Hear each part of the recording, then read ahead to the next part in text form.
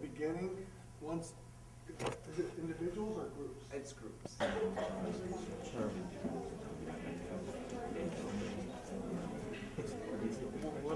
No. Good morning, everybody. Good morning, everybody. Good morning. There we are. My name is Nestor Matthews. I teach in the psychology department here at Denison, and I also teach in the neuroscience program.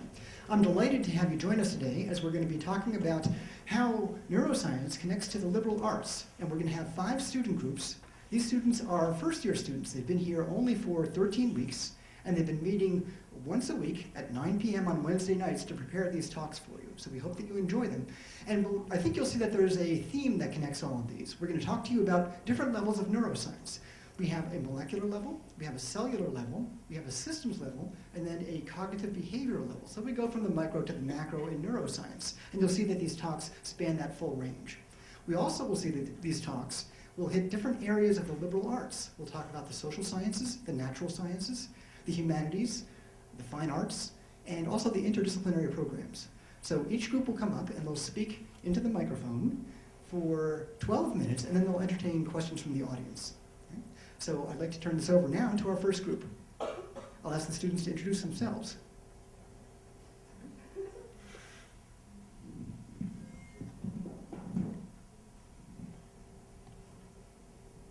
Hi everyone, my name's Leah. I'm Hannah. I'm Rika. And I'm Meredith. We are presenting an article called Genetic Determinants of Financial Risk-Taking by Camelia M. Kunin, Joan E. Chow, and that was written in 2009. Dr. Kunin is the Associate Professor of Finance at the Kellogg School of Management at Northwestern University. And Dr. Chow is the Assistant Professor of Social Psychology in the Department of Psychology at Northwestern University. This article also draws knowledge from Northwestern University's Interdepartmental Neuroscience Program. How does this article tie into both neuroscience and liberal arts? This article explores the impact that genetics have on our financial risk-taking habits, so that represents a molecular focus in neuroscience. It also develops on the cognitive and behavioral aspects of neuroscience. And within the liberal arts, this article deals with social sciences because it focuses on aspects of economics. In this article, they talk about how individuals vary in the extent to which they're willing to perform financial risks. This article also hypothesizes that this is due to individual differences in heritable traits pertaining to serotonin and dopamine. Also, recent findings in neuroscience point to serotonin and dopamine as significant molecular factors in decision making. The authors point out that genes that regulate the dopamine and serotonin neurotransmitters affect the processing of information about rewarding and harmful stimuli, are related to personality traits like extroversion, novelty seeking, and anxiety, and are also associated with developing addictions. All right, so before I get into the hypothesis, I'm just going to talk about some interesting information relating to serotonin and dopamine in the brain. So basically, previous research showed that like different regions of the brain where there's serotonin and dopamine activity affect financial risk-taking. So regions such as the anterior insula and the nucleus accumbens. So you see up there on the left, so you see on the left that the nucleus accumbens plays an important role in reward, pleasure, laughter, addiction, and fear, which sounds very similar to gambling, right? And then the insula plays a role in emotion, perception, motor control, self-awareness, cognitive functioning, and interpersonal experience. So these, this information influenced our researchers to, their hypothesis.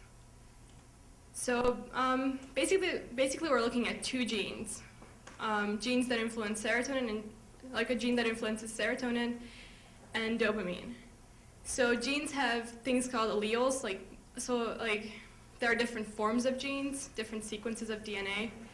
So there different alleles for each gene.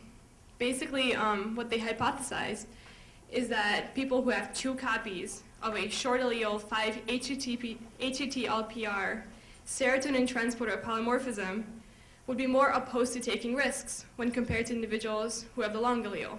So this may sound really confusing, so we're just going to refer to the short allele as the better safe than sorry allele, because it's hypothesized that people with 2 copies of the short allele would be better safe than sorry.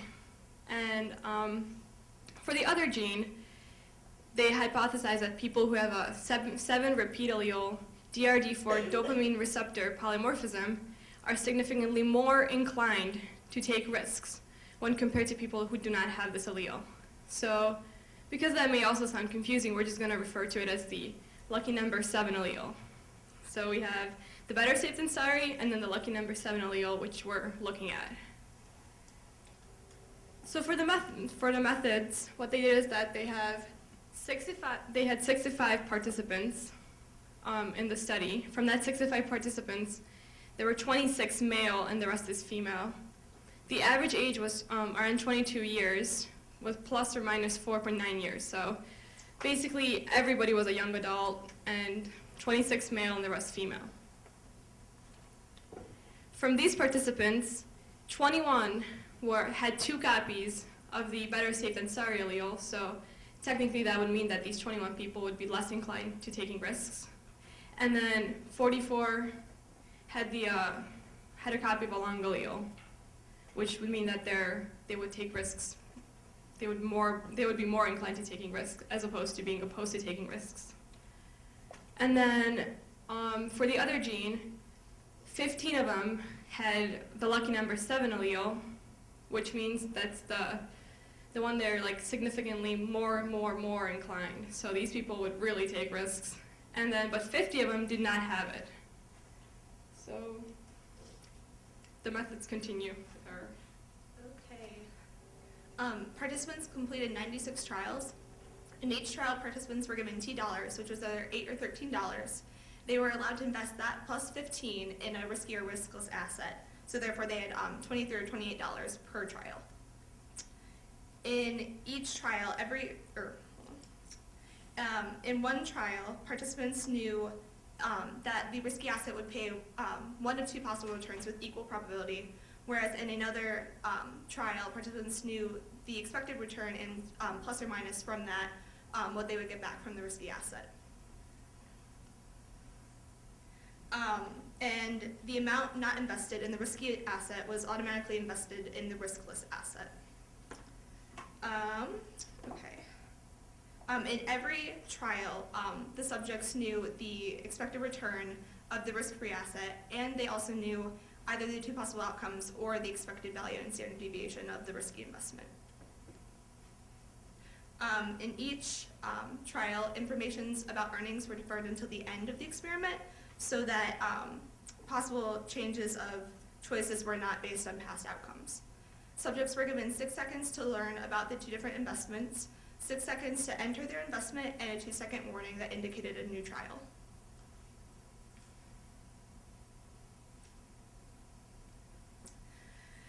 So it was discovered that participants invested significantly more in the risky asset if its expected return was higher as compared to if the expected return was lower. And also, the results demonstrate that financial risk seeking is correlated with both the serotonin, better safe than sorry allele, and the dopamine, lucky number 7 allele. Individuals who carried 2 copies of the better safe than sorry allele were found to invest $2.69 less in the risky asset than those carrying 1 or 2 copies of the long or lucky allele. Individuals who carried this 7 repeat dopamine, lucky number 7 allele, invested $2.46 more in the risky asset than those without the gene. And just to recap again, the serotonin lucky number, or the dopamine lucky number 7 repeat allele, made people more likely to take risks. And basically, you can just remember this by thinking that lucky people are going to be more likely to take risks. And those feeling better safe than sorry with the serotonin 5-HTT-LPR gene were more hesitant to take risks. And the dopamine D4 receptor influenced financial risk-taking in individuals more than the serotonin or the better safe than sorry allele. And it was also discovered that people carrying 2 copies of the short allele or the better safe than sorry allele were more vulnerable to disorders like anxiety and depression. And a study found that there was a relationship between long-distance migration and the dopamine lucky number 7 allele. And we thought that this link might be because moving to a new environment is kind of like a stressor, and it's a big risk to pick up and leave your home. So basically, this came together in our study when they mentioned that this DRD4 dopamine gene was advantageous to nomadic tribes in northern Kenya. So overall, authors think that financial risk-taking results from adaptive mechanisms that encourage risk-taking and novelty-seeking behaviors. Thank you.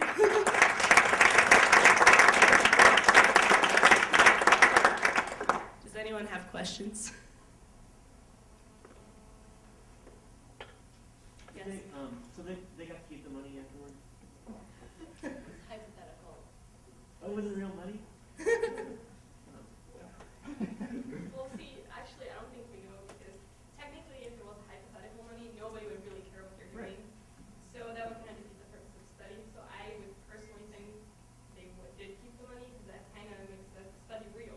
If it's hypothetical, they're just going to push buttons and say, oh, I don't care There has to be anyway. some reward to that. Yeah, so we kind of don't know. We're assuming, I guess. So.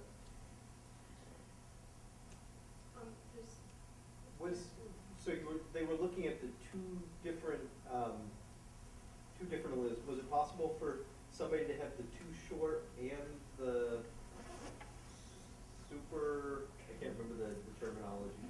Lucky number 7. Yeah, the lucky number 7. Yeah, so that is why there are some issues with the study because people have both genes and Right. you can't really isolate any variable. Like you cannot isolate a variable correctly. Like you cannot completely isolate one gene because you have both. Did they see any sort of interaction between the genes? So when they had both, then their behavior changed when they only had one, or? It wasn't really covered in the study, actually.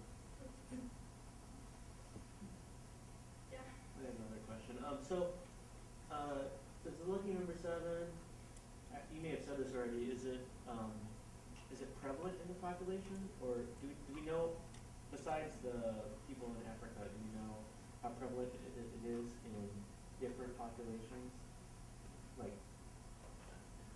Like what's the percentage of people that carry this or show it? It's already come out. I mean, what we know is that 15 had it out of 65. Okay, and that was presumably a random sample. So it was a random sample. So when you say that it's advantageous for the Kenyans to have it, in what way is it advantageous to have Lucky 7? We assume just because it makes them more likely to take risks and like be able to pick up and leave, and They're nomadic tribes. yeah.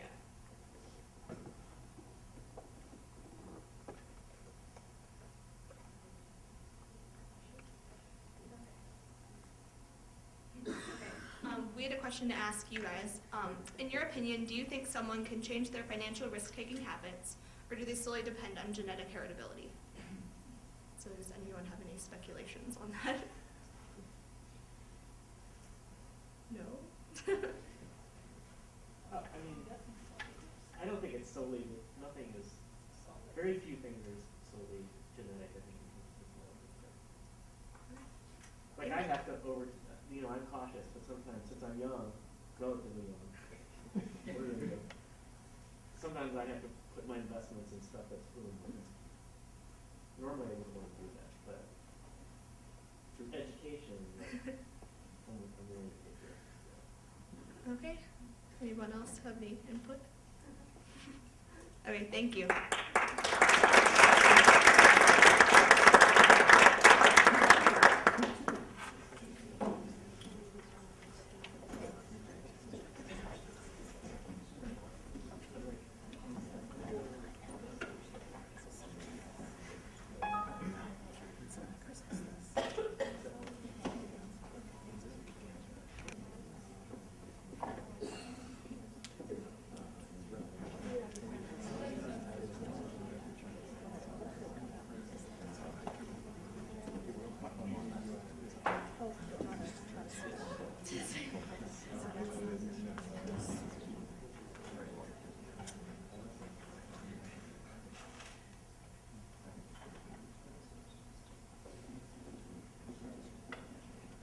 I'm Charlie McGuire.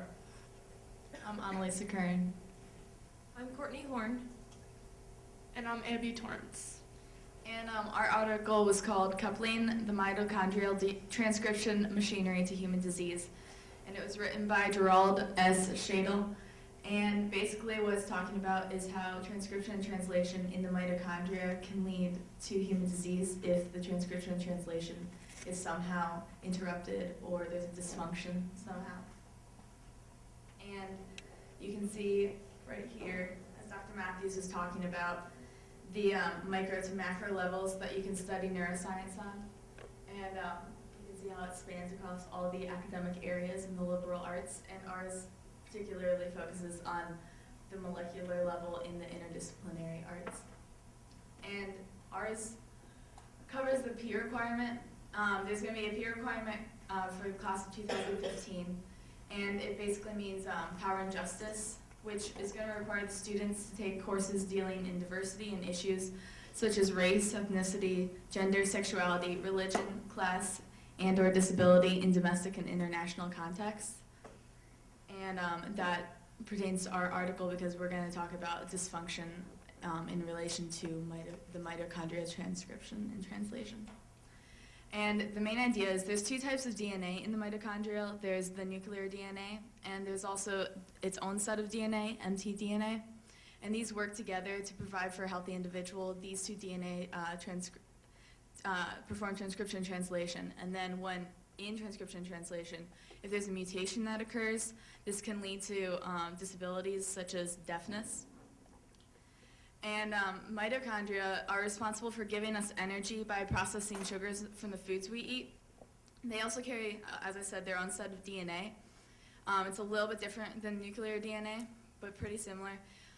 The only thing that's really important to our article is the fact that mitochondrial DNA mutates 5 to 10 times faster than nuclear DNA, which means if there's some kind of mutation, that's going to be 5 to 10 times more than if it was in the nuclear DNA. So if there's some kind of dysfunction, you're really going to notice it. And because they carry their own set of DNA and they divide independently from the cell, they were thought to have originated as aerobic bacterial cells at the very beginning of evolution, and they combined with primordial eukaryotic cells, and they created a symbiotic relationship which also established an oxidative metabolism within this new symbiotic cell. And they believe that this symbiotic cell later evolved into the eukaryotic cells we know today, which are in plants, animals, and fungi. And this little box thing is the mitochondria in the eukaryotic cell that you know today. So have you ever wanted to trace your mtDNA? Because now you can. By swabbing your cheek and sending it in to the scientists who run what's called the Genographic Project, they trace the origin of your mtDNA from Africa and then where it spreads out to the rest of the world. And our professor, Dr. Matthews, actually did this. This is a picture of the Genographic Project. And then this is where mtDNA at 200,000 BC started spreading out from Africa. And then this is where 500,000 BC to 45,000 BC. The blue right here is where the Y chromosome started joining to spreading out to the rest of the world along with mtDNA. Now at 45,000 BC to 50,000 BC, you can see that it hasn't completely spread out to the rest of the world along with mtDNA. But now at 10,000 to 5,000 BC, you can see that the Y chromosome as well as the mtDNA has spread to the rest of the world. And this is actually Dr. Matthews' mtDNA and where it has spread from Africa to Europe.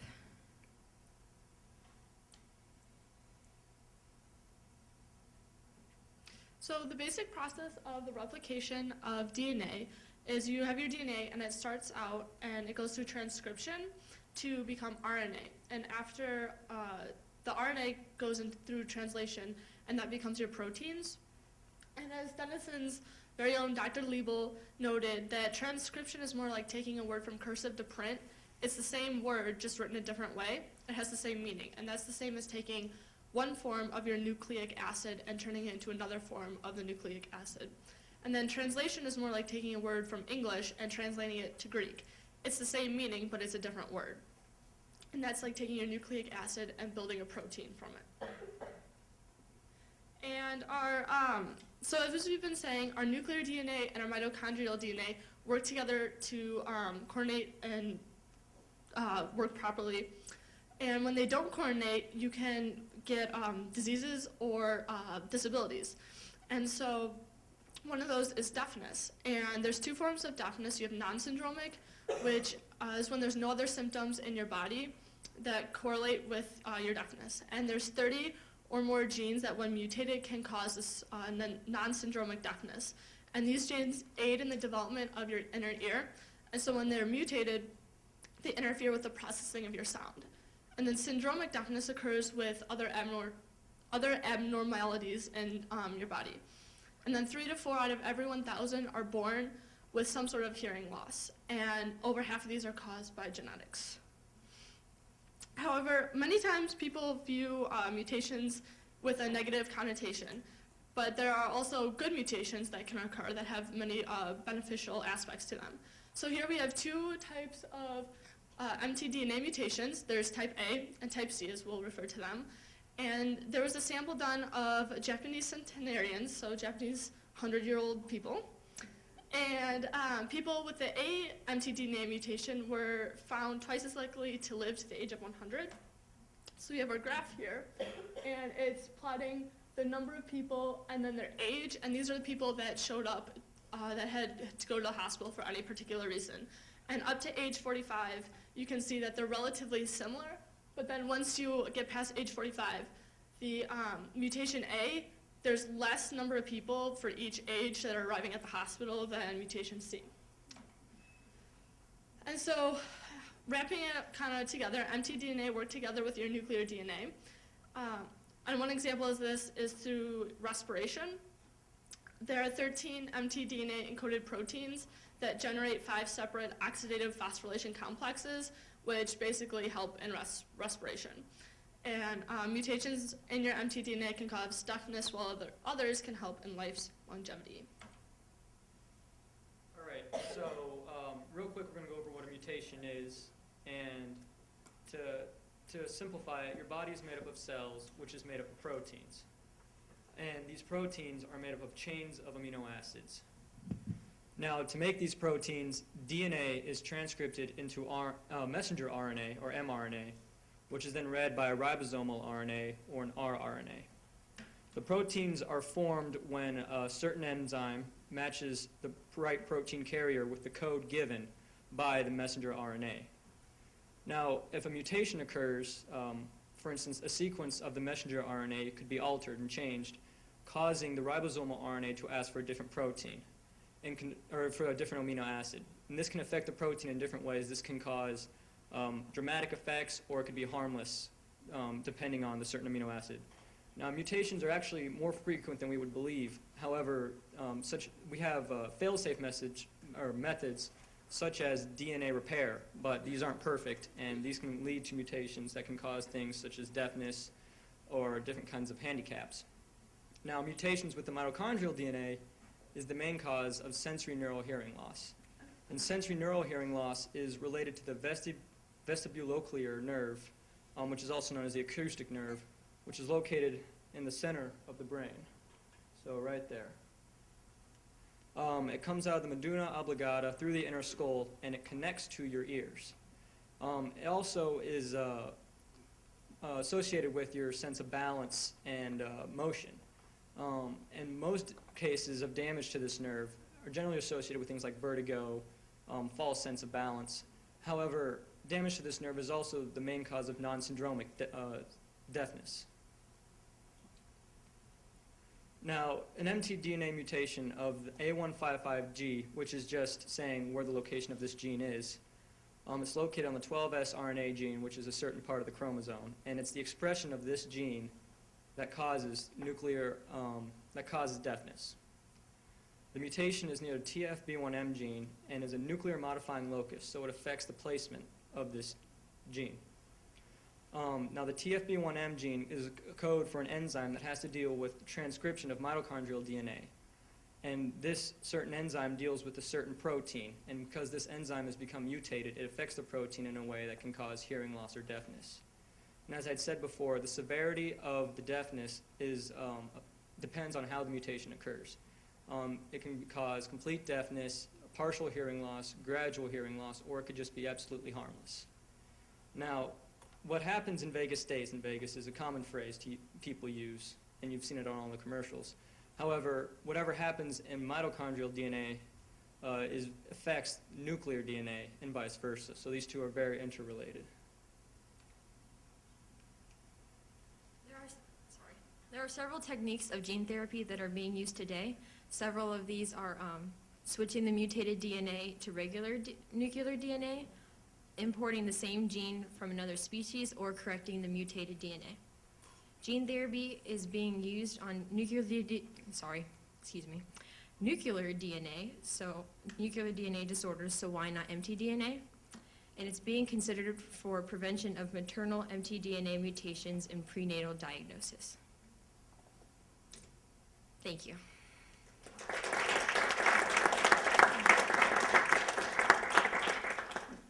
Any questions?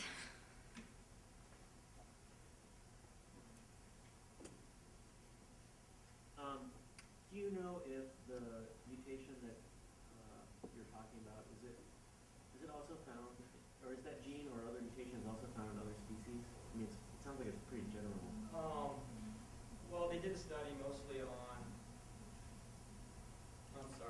they did a study mostly on families, and they did genetic heritage. I couldn't find any studies on animals. Okay. But mutations, thousands of mutations can happen, and each one can have the same effect, or a single mutation can cause different effects. So while it might not be the same mutation, there could be other similar mutations that can cause deafness in other animals.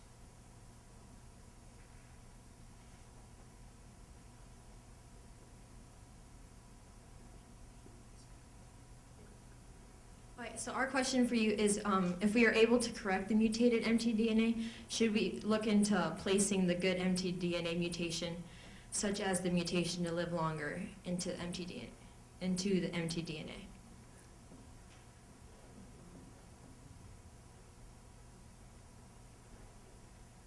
I'll jump in on this. This is one of those things that one of my high school teachers would always talk about is a slippery slope. Because you get into, do you want to start correcting for people who have light blue eyes because you think dark blue eyes are more attractive? Or do you want to make people taller? It's kind of getting into the realm of science fiction, and it can get a bit hairy to talk about something like that. But at the same time, if you could prevent your child from having a debilitating disease, would you do it? I think most parents would say they would. So it's a really tough question.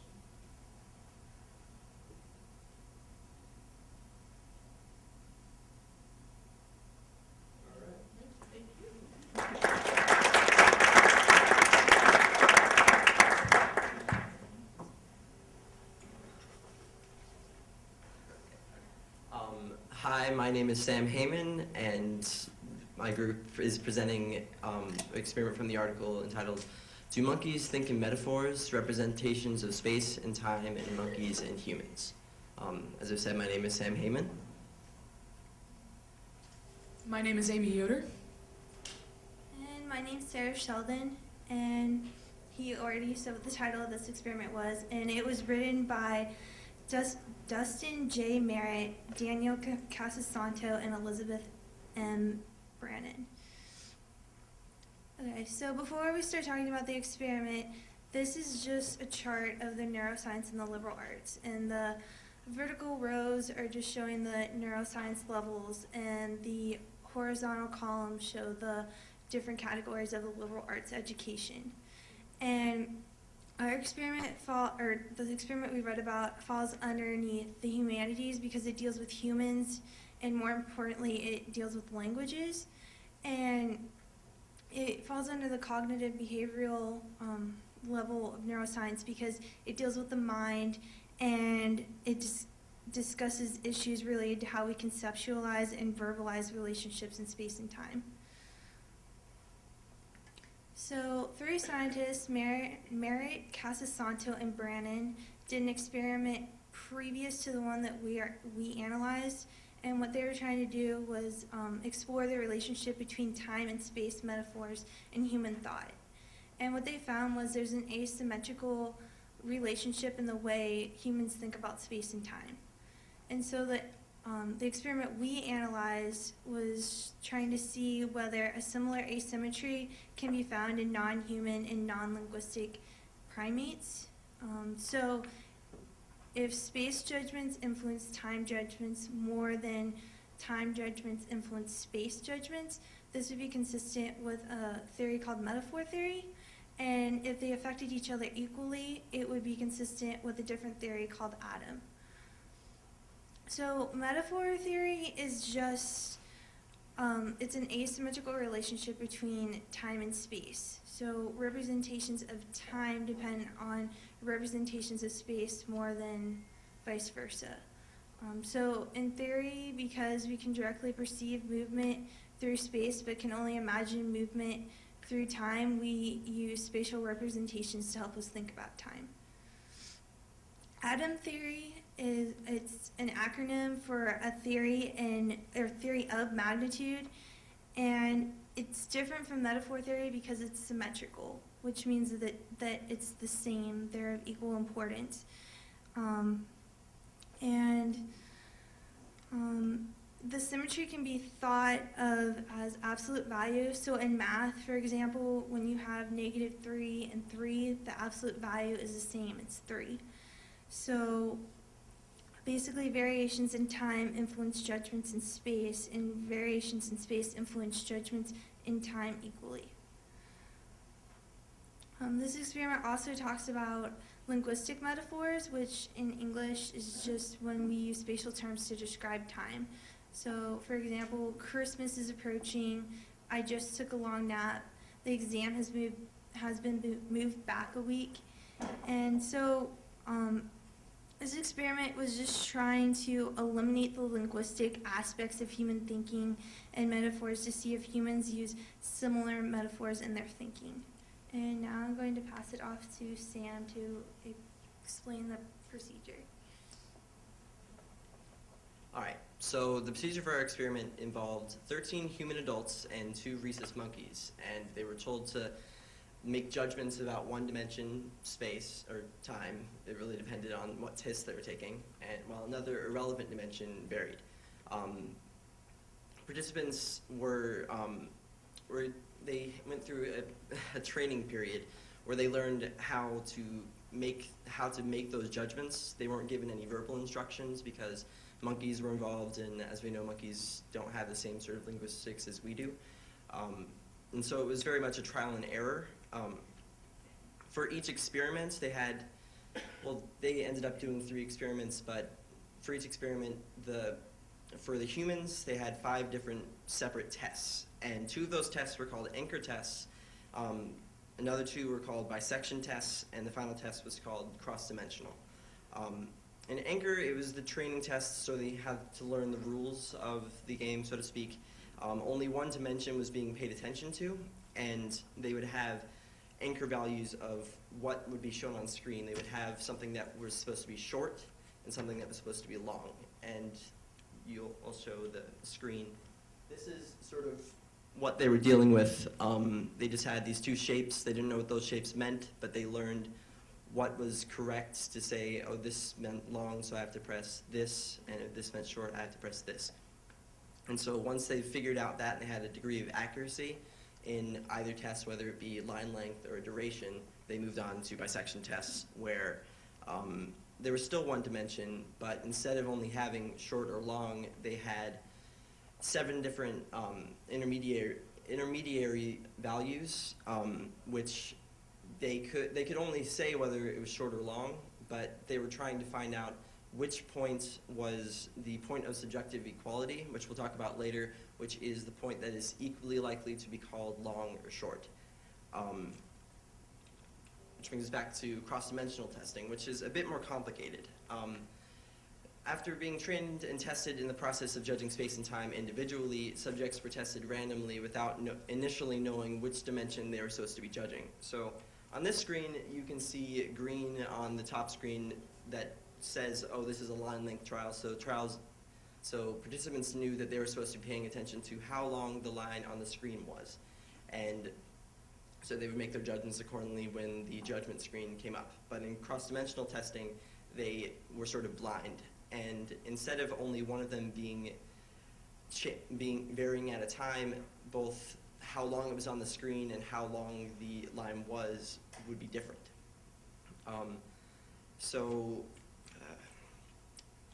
What it would be like was, say that would be a line length test. It would be gray, and it would be on the screen, and for however long, it could be 2 seconds, it could be 5 seconds, but they weren't supposed to pay attention to that. They were supposed to just see that there was a line that was long, but they wouldn't know that that was what they were doing until the judgment came up. Metaphor theory stated that a subject was more likely to say that a duration was long when the line was long than say when that a long line was short when the duration was short. So monkeys had the same experiments done to them, and the results will discuss whether or not they had similar results. And Amy? All right, so, sorry. Like was said earlier, we actually did 3 experiments here. The first experiment was with humans, and the second 2 were with monkeys. However, the first of the 2 experiments with the 2 rhesus monkeys included that hint that the screens were colored when you were trying to look to see what the judge was, what you were judging. And so they did a second experiment wherein that kind of hint about what to pay attention to was taken away. So we're only going to focus on the first and third experiments. So in the first experiment, they had 13 human participants and went through everything that Sam just told you about. And the results were essentially that it was consistent with the prior work by Casanto and Boroditsky, and it was asymmetrical. So when people saw a long line, they were more likely to say that it was up on the screen for a longer amount of time, rather than if the line was short, but it was up on the screen for a short amount of time. I think you guys get that. So here are our graphic representation of what happened. And I'm going to call your attention, if I can figure out the laser pointer, to the spread of the lines here. Well, okay, first I'm going to go over what the graph is actually doing. So along the along the y-axis here, what we're looking at is the percent choice of the larger symbol. So you had the triangle or you had the octagon, and one of them meant this is larger or this is longer. So this is the percent of people who, when they saw whatever was on the screen at that time, said it's larger. And then the 3 different lines that are explained here said, was it a short irrelevant dimension? Was it a medium irrelevant dimension, which is that point of subjective equality that Sam was talking about earlier. So it could have gone either way. And then the long length. And you can see that when we're talking about duration, the spread is much more significant. At 50% choice, it's kind of a little bit spread out there, so they're more likely to be influenced by the actual irrelevant dimension, whether it's long or short or medium. Then when we come over here to when we're talking about length, which is the spatial dimension, it's pretty together. You can see that there's a little bit of difference, but it's very obviously a tighter grouping than it would be with duration. And that's where the asymmetry comes in. So space is less influenced by duration than duration is influenced by time. I mean, duration, yeah. Okay. It gets a little bit confusing after a while. So when we get to the experiment with the monkeys, first off, we have to point out that there were only 2 monkeys rather than the 13 human participants. And then, so we've kind of gone over how it was different for this experiment, so I'm just going to skip to the results. Basically, there wasn't very much asymmetry displayed at all. And what asymmetry they did see is actually the reverse of what was seen in humans. So time influenced space more than space influenced time. But when you really get down to the crunching the numbers, it's not enough of a significant difference to really make any significance at all. So with our little trick at looking at 50%, you come over and you can obviously tell that those aren't that close together. And the same with length.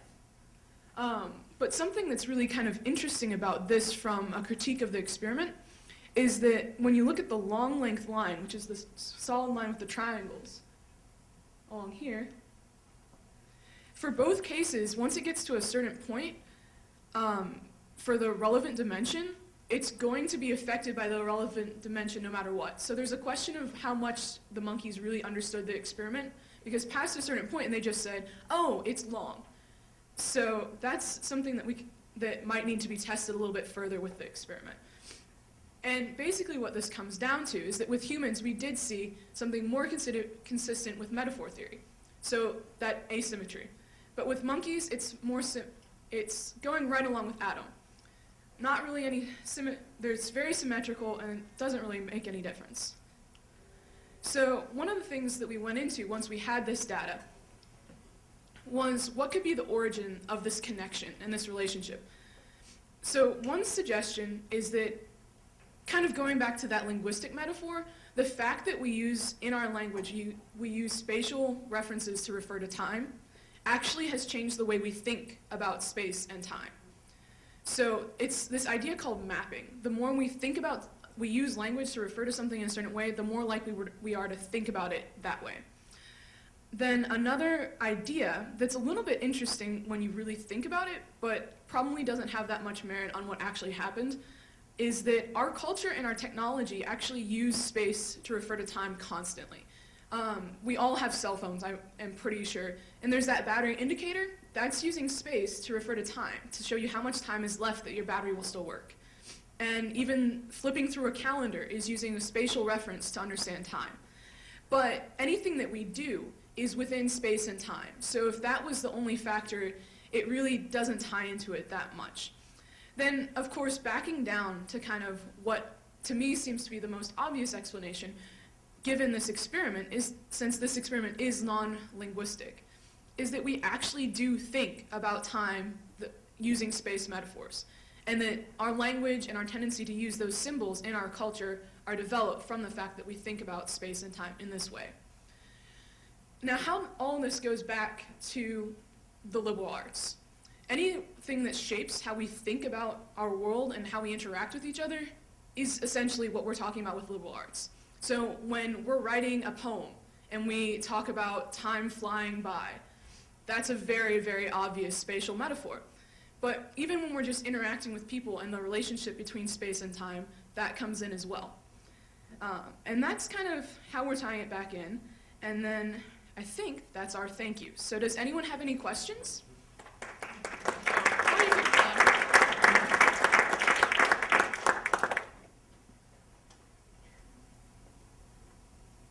Any questions? Okay. You mentioned that language, at least in the human subjects, that it seems like presumably it was an English language study? Yes. That we correlate in English, space and to refer to time. I wondered if there were other experiments about other languages and cultures and what the results were. We didn't find any, but I think that that's something that they should do. In a lot of cases with psychology and neuroscience, we are kind of limited to using mostly Western ideas and study groups. So that's one critique that can be made of this study, but I don't think we found any that were done with any other languages. Yes, sir. Can I just jump in?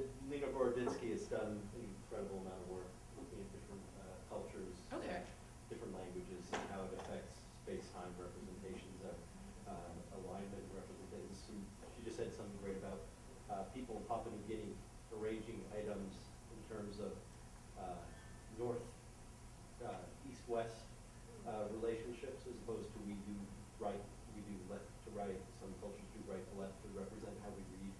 They do things in relation to poles. It's really interesting stuff. Okay, thank you. Yeah, we have a couple of questions. So we've kind of touched on this throughout our presentation, but do you guys have any input on how this experiment could have been improved?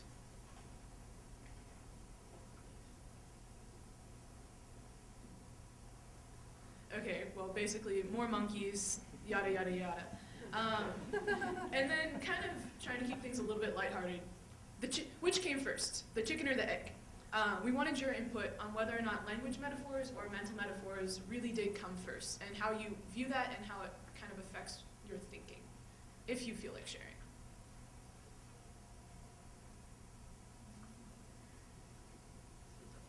I think, in my opinion, I would have to say that the mental metaphors came first, because I mean, humans kind of created the language, and humans created the little battery indicators in the calendar. So, since that's something that we created, I think originally it came mentally. Okay. Anyone have anything else to ask? Okay, thank you so much.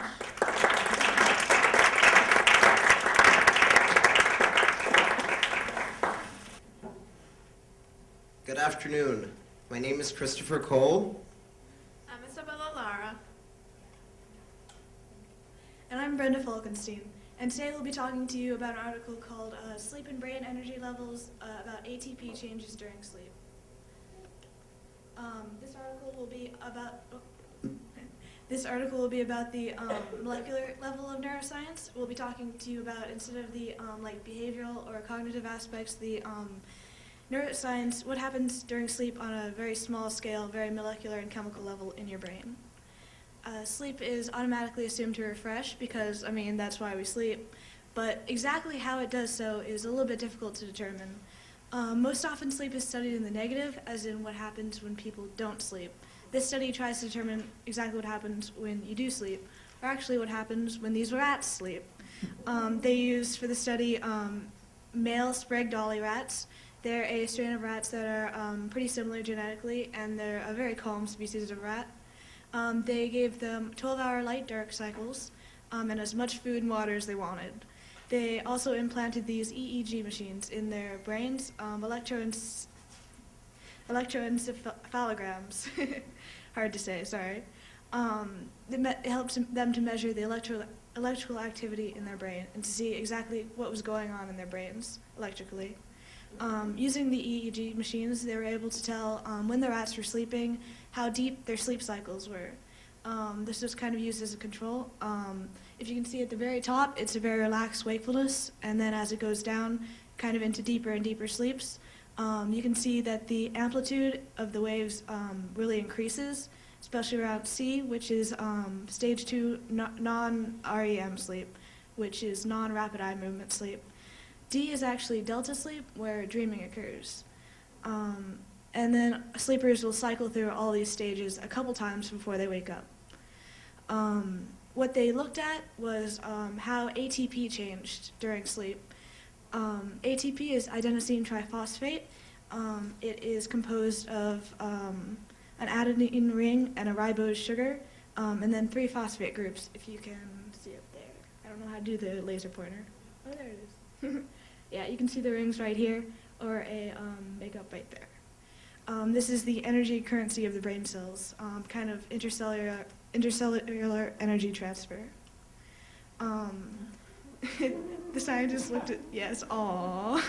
The scientists looked at the brain as a whole, but also the different segments of the brain. What happened in the awake active, the parts of the brain that are active when we're primarily awake, and the sleep active portions of the brain, the portions of the brain that activate mostly when we're asleep. They looked at the correlation between ATP and sleep based on the EEG readings to determine exactly what happened, which Laura will tell you more about. Okay, the measurements of ATP content in the brain tissues were extracted from the rats that were sadly killed by the capsaicins, so their brains were extracted. 2mm slices were cut and put in petri dishes for rapid freezing. It's important, the rapid part of the sentence, because you need to keep the brain samples as pure and as pristine, as you would say, as the moment of death. They were kept frozen until the biochemical analysis were performed on them. The ATP content was measured using an ATP assay system commercially, and measured by bioluminescence detection kit. What this does is using luminometry with that machine over there, and it creates like a dark environment in order to measure how much light is produced by a substance. And the ATP assay system consisted of oxyluciferin that reacts with ATP in order to produce luciferin, that in turn, in presence of oxygen, will produce light. So the more ATP there is, the more light will be produced, and the more light that would be absorbed and seen by the luminometry system. Okay, so they tested a control environment of the 12 hours of sleep, 12 hours of light, 12 hours of night. The ATP levels were stable during the wake period that goes from 7 p.m. to 7 a.m. because the rats are nocturnal. However, the most important thing about this is that they saw a surge of energy going from 7 a.m. to 10 a.m. after the 3 initial hours of sleep. After that, the decline went until 4 p.m., in which they needed to sleep for the following 12 hours. The frontal cortex and the basal forebrain, which are the two top graphics there, are the ones that showed the highest surge of energy, as can be seen in the graphs. They also tested sleep deprivation on the rats with 9-hour-long experiments. First, they tested short-term sleep deprivation of 3 hours. After the 3 hours, there was no ATP surge seen in the control measurements, and then they were given recovery sleep to see if the surge happened. And only the basal forebrain had the surge. Then they gave them 3 more hours of recovery sleep, making a total of 6 hours, and then all the other regions measured showed the surge of energy. And the ATP level didn't drop below the baseline, which showed that there was a balance and equilibrium of ATP synthesis and ATP consumption in the brain. They also did a long-term sleep deprivation experiment with 6 hours of sleep, and the ATP content dropped significantly below the baseline. And despite giving recovery sleep, the ATP levels were just near the baseline. They didn't show the surge that happened in the other testing. They also tested normal sleep and sleep deprivation, so they were giving initial time to sleep and to see the surge happen in the rat. And then they were waking up for 3 hours, just after the surge has happened. And they saw that even though the surge was there, the decline of ATP levels was much faster. So the drop that would normally be seen after 6 hours of sleep deprivation was seen in only 3 hours. And the ATP levels were lower when sleep deprived than after the surge. And finally, they also tested the sleep deprivation in the hypothalamus and the frontal cortex. And the frontal cortex and then the lateral hypothalamus, they are regions of the brain that are correlated with sleep and it affects them. However, VLPO, that is a part of the hypothalamus, is not related to sleep. It's about hunger. So it was expected that nothing would happen with sleep deprivation, and it turns out to be right. So VLPO shows no correlation with sleep deprivation whatsoever. However, the frontal cortex shows a significant change, and the lateral hypothalamus does too.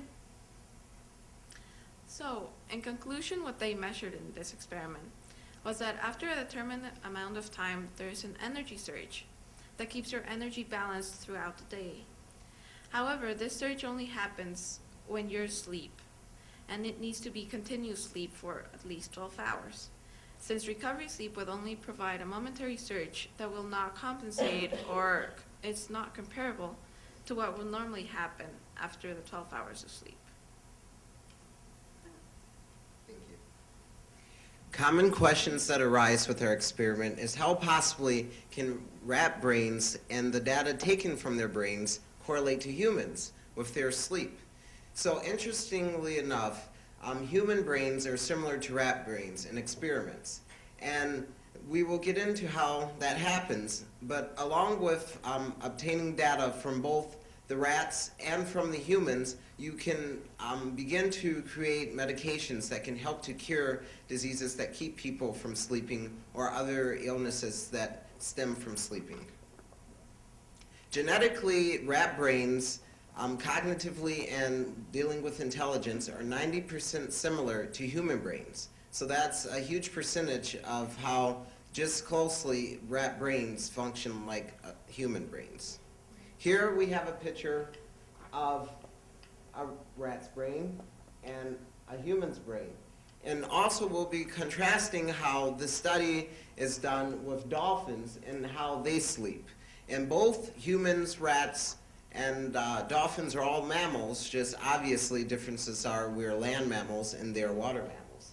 And here we have a dolphin's brain, which both lobes are symmetrical and from that angle, and they look similar to the human's brain. Okay, the simple differences with their methods of sleep, dolphins, is that they're able to sleep by one lobe. So that means when they're resting, they're able to have one side of their brain awake and the other side in what you would call a sleeping state. And contrasting the two, you see that with EEG scans, the energy that the dolphins exert while sleeping is prevalent with the right side of their brain. There are two scans that are used, which is the SPECT scan, which is a single proton emission computed tomography, and the PET scan, which is the positron emission tomography. These are scans that are able to find energy through using different chemicals to induce the sides of the brain, known as the unihemispheric, which means one lobe, sleep. And the findings are interesting that dolphins are able to not only sleep by one lobe, but also to sleep with one eye open and still swim. And as they're swimming, they're awake, but they're asleep. So this is a phenomenon that scientists are studying more about. We took studies from a type of dolphin called the commercial dolphin, which is also known as the panda dolphin because it's black and white, and that's where it gets its name from. And what was found is that these particular dolphins, when in rest, there are 5 stages to their rest. And the 5 stages happen to go in order of active swimming, circular, which ranges from slow to fast movements, quiet, chaotic swimming, floating, and slow swimming to the surface. Now, scientists believe that both 2 and 3, circular and quiet, chaotic swimming, are closest to sleep. And so this means possibly that when they're not floating, which could be going to the surface for air because dolphins do need to breathe, this could be a reason why they have to remain awake slightly, that they're able to go on holding their breath, basically. And they do not stop, but in periods of the study, dolphins were seen to slowly decrease in speed, and you wouldn't call it stopping, but maybe taking a quick second to rest. That was known as the deepest form of sleeping, although it didn't occur too often. So if they were to sleep, then that's how it would happen, closest to how humans would sleep or rats. And this is a picture of the commercial dolphin. Thank you.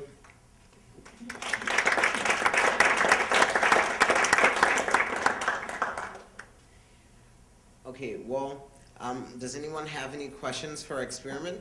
Data. Okay, so as a college student, was it apparent from your the test that you guys were studying, is it better, say if you've got a paper you're working on, to stay up until 3 or 4 in the morning, or is it better to go to bed at 11 and then wake up at 5 in the morning or something like that? Did that matter if you went to sleep and woke up, or if you just stayed awake longer, which was less detrimental to your health? It is less detrimental to your health to have a moment of rest and have that ATP surge happen and maintain it for a while. Because if you stay awake too long, then your energy would just drop below what would normally be seen, and it's not effective. Okay, thanks. Anything else?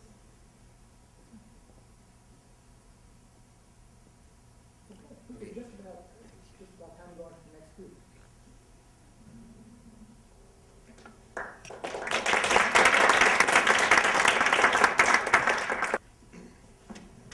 Good afternoon. My name's Nathan.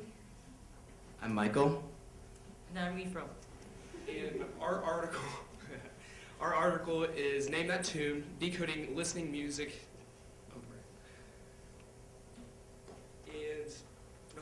Our article particularly talks about the fine arts and the systems level of neurosciences. In this study, electroencephalography, or EEG, is used to detect heard music from a brain signal. With today's advances in modern technology, we see an increased ability to take these brain signals and decode them from both visual and auditory modalities. This mind reading approach is based on the messages we decode from the signal and predetermine these signals from music clips presented to these subjects. The hypothesis that we can take a brain signal and determine what stimulus they had listened to. So we take that EEG signal that we picked up and we are linking it directly to the stimulus clip that they had heard. An even easier way to get across this topic is to take an analogy, and everybody's pretty familiar with y equals mx plus b, the slope formula, and x is your given input and y is your output.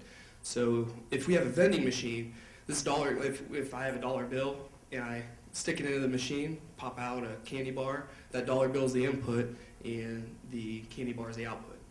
What most studies kind of have a hard time doing is the inverse of that, which if I want to stick my candy bar into the machine, do I get my money out? So another visual representation is this graph right here, just to help kind of clarify what we're trying to get to. We really want to take that stimulus and figure out which one it is by the brain signal given off and collected by the EEG scan. And there were 7 different stimulus clips, each about 10 to 15 seconds worth of music in this case. And they had 2 different phases, the training phase and the testing phase. The training phase is so that the computer would get a better understanding of which stimuli, linked up to which signal linked up to the stimulus, And the training phase, it was in a random order, the testing phase was in a random order, and a couple samples of these stimuli are S4, like elevator music, S3, and S6.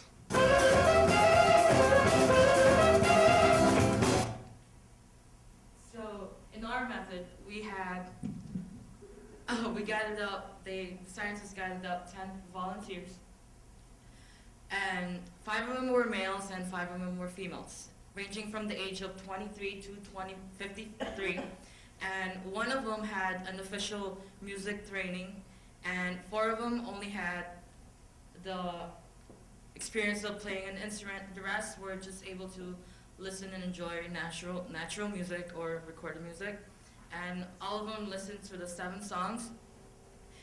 And the participants, when they were listening to the recorded music, the computer was able to extract a formula based on the electroencephalography signals that predicted what songs were the participants listening to.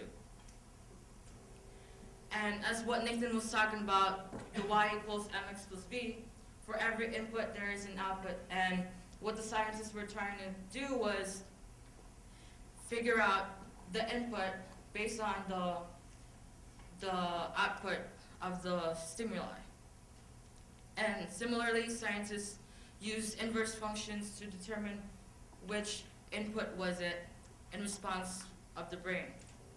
And the scientists used 2 imaging systems, which are electroencephalography or EEG, and it is measuring the electrical conductivity of the brain, and the EMG, which is electromyography, which was measuring and testing the electrical activity of the muscles in the brain, around the brain.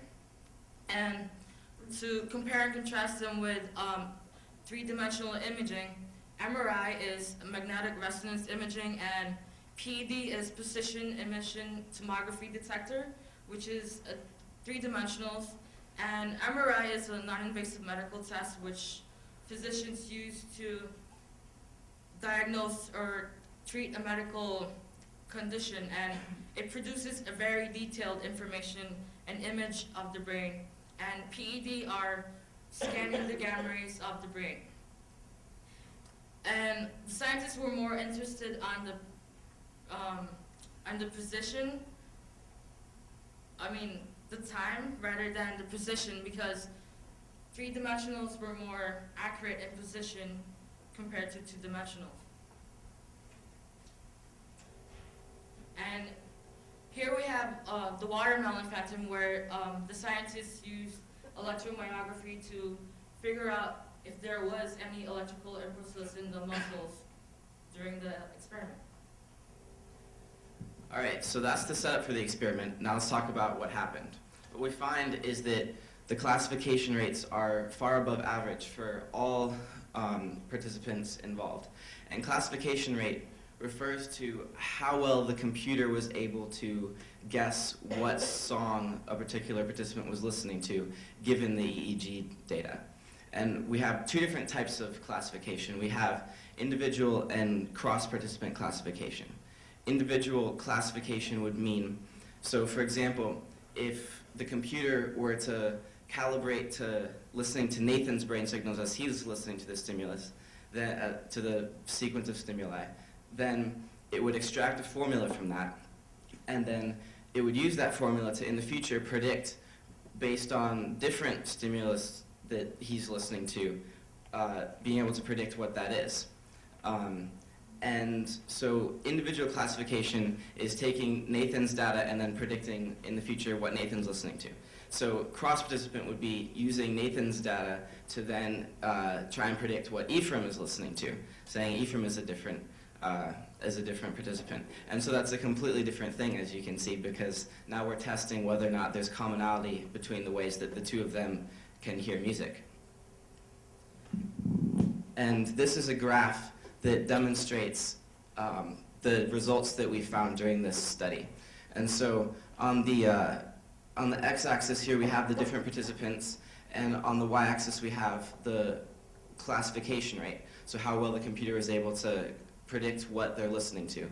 And then we have three different things we're measuring, two of which are the within participant and cross-participant classification rates. And we can see that the line of chance is right here, meaning that if there really wasn't anything going on in Nathan or Ephraim's brains as the computer was analyzing it, and then the prediction was just based on random chance, we would expect that all of these bars would end up around this line. But as we can see, it doesn't happen that way. The computer is actually able to predict something, which means that there is something going on in their brains when they're listening to music.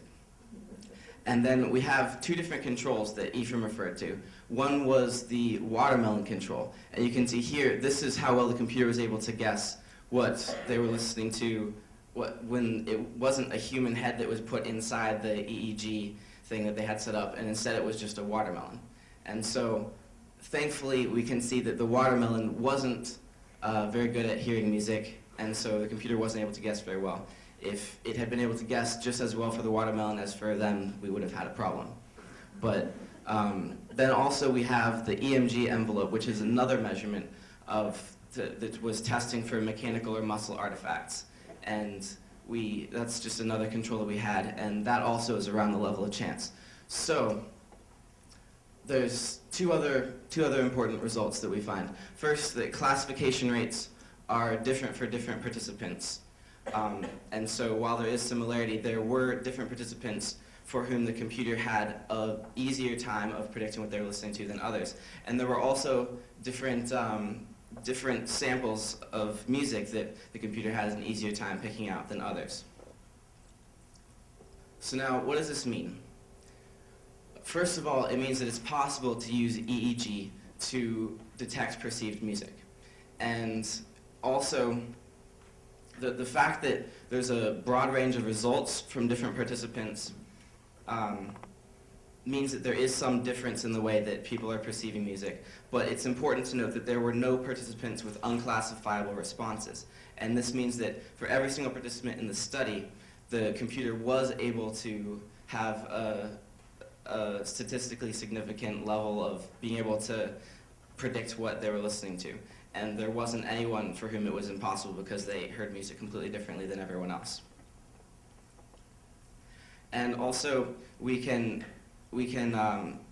see from this experiment that classification results are a direct result of brain function and not from muscle or mechanical artifact.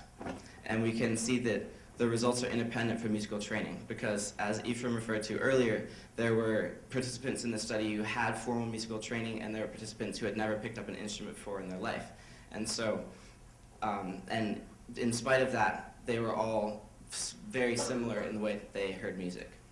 So the key conclusion from all of this, the main thing to come away with, is that there is a universal representation in the brain for each musical stimulus. And if you stop and think about this for a second, it's actually kind of a mind-blowing concept because, I mean, we all have different musical preferences, right? Different types of music that we like to listen to or don't like to listen to. For instance, if I were to take out a boombox right now, sit right here and play some heavy metal music for you all, some of you would enjoy that experience a lot more than others. Some of you might even say that it wasn't music, in fact, that I was playing, it was noise, right? But in fact, this experiment indicates that those of you who would experience it as noise aren't actually hearing it differently. Because the assumption would be that maybe there's some actual way that different people hear music differently. Maybe it's represented differently in our brains, and that's why sometimes we like it and sometimes we don't. But these results seem to indicate that everybody hears it the same way. And so then, why then do some of us like it and some of us don't? Well, we have absolutely no idea.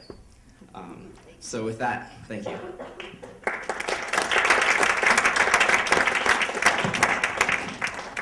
Any questions?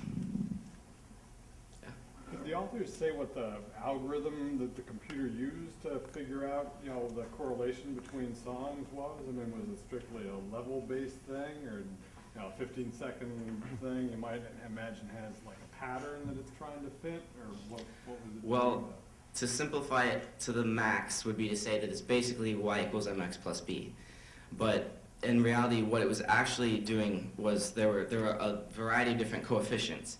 And so the computer, as it's analyzing what stimulus someone's listening to and then what their EEG readings are, it's calibrating itself by modifying those coefficients on that formula.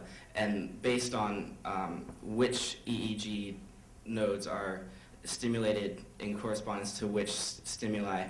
And so basically it's just a y equals mx plus b thing. There's an input and then there's an output, but it's the qualitative nature of the music is measured in the number of coefficients that we have.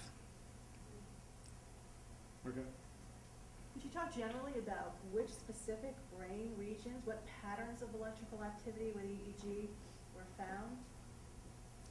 Well, where the activity was with PET, with MRI, and with EEG, basically? The study didn't necessarily address that, but it did address the fact that there were different patterns of EEG signals that were recognized, and so when they were having the computer calibrate to the different stimuli, they would activate different patterns of the EEG nodes that they would look at a specific time, but they weren't necessarily trying to look at that exactly. I'm really surprised by the fact that there were no differences between the 5 trained musicians, and I'm wondering if there were subcortical regions, emotional centers, maybe. I imagine that would be true, because my impression, I think, is that they were primarily looking at the auditory cortex, and not necessarily all the associations that are being made from that. And so just at a more basic level, what's actually being heard, and not necessarily the deeper experience thereof. The interpretation or the emotional. Right. Yeah. For the graph with the different songs on it, the computer was really able to guess some of the songs with high accuracy and some of them were lower. Were there any similarities between what songs had the greatest accuracy between them? Or? There's, as we stated before, there were some samples, there were some stimuli that were better off being guessed right than others. For example, S1 and S5s were one of those that had really, really high results. They were in like 70 to 75% range. When if you get past 25, that's very significant. So for them to get like 75% right, that's really saying something. And the ones that were easier to perceive, in general, had a more distinctive rhythm or more distinctive pitch differences, rather than the ones that were kind of blended together more.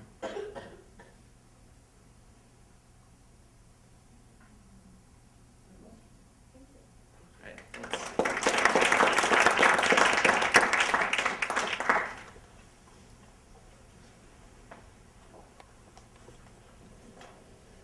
Thank you all again for coming out. Those were 5 presentations, again by 5 different groups of first-year students here at Denison, working just 1 hour a week on a Wednesday night, putting all these together. We're so glad that you would come out. We do have some time for some general discussion. I won't embarrass the students and ask them all to come up and field your questions, but I wonder if people have any general questions about neuroscience and the liberal arts that they would like to have as an open discussion. We have some time for that, so why don't we open up to the floor for any questions that can be either on these topics specifically or maybe more general questions. I'd like to give you the opportunity to ask those questions. Sometimes we had to cut a group short because of this, and I'm going to try very hard not to answer these questions and let it be more of a group discussion or encourage our students to respond. But I think I do see a hand in the back.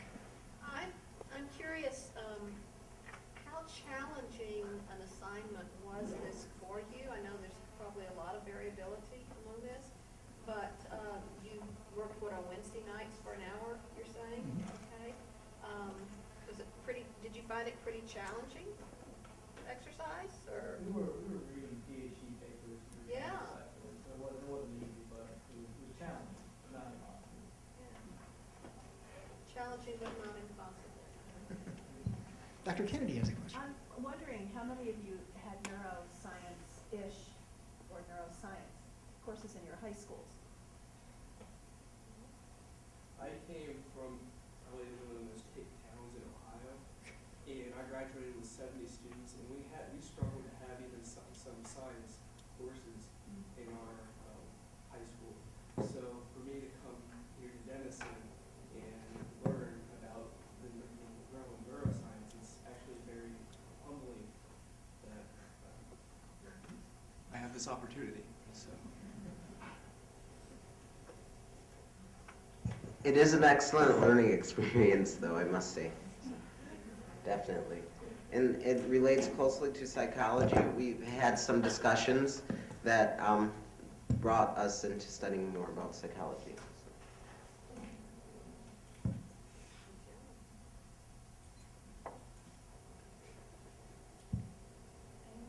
Yes, please.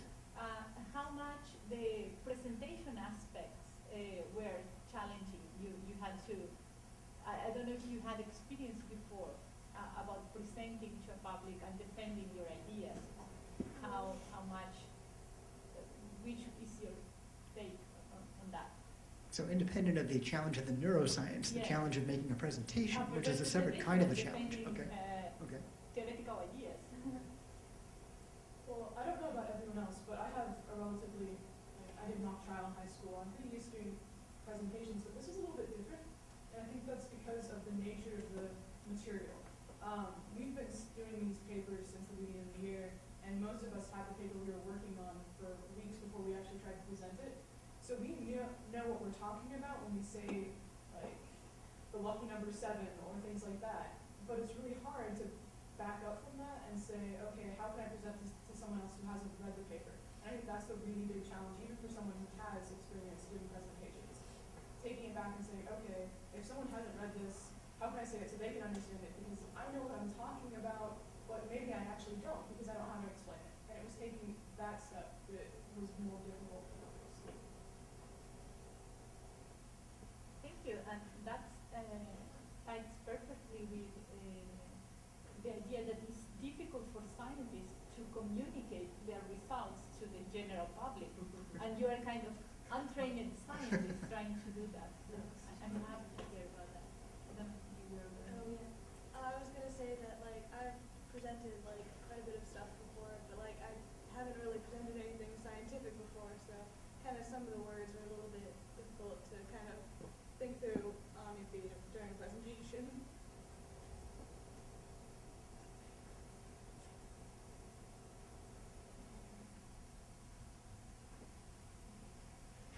Any questions from our students or comments from our students?